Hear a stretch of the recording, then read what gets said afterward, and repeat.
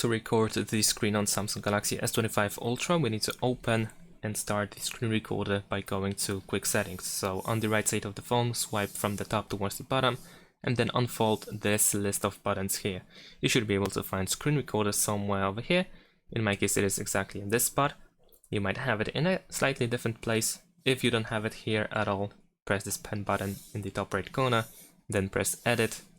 And here in available buttons, you should be able to find the screen recorder where you can tap on it in order to add it to the list, or drag and drop it somewhere. Press done in the top right corner twice, and there we go. So let's press the screen recorder. Now here we can choose which sound we want to record, or sounds.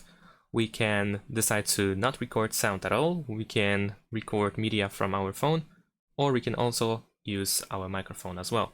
We can also enable and disable taps and touches visible in the recording. Once you are ready to go, press start recording. There we go, we have the countdown. We can also skip it, of course, and we are now recording a video. As you can see over here in the top right corner, we have a bunch of options that we can use while recording the video. We can also drag this panel and place it anywhere we wish it to be.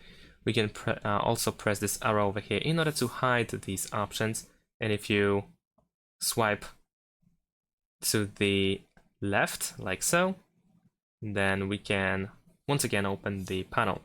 Press this pen in order to start drawing things on the screen. We can also press that arrow over here in order to undo and redo. We can change the color of the pen.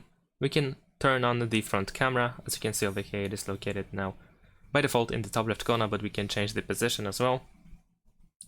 We can pause the recording by pressing these two stripes and return to recording by pressing the red button.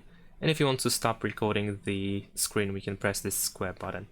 And there we go, recording saved. We will find the notification about it over here, and we can immediately open it, edit it, and so on and so forth. We can also go to gallery in order to find our video here.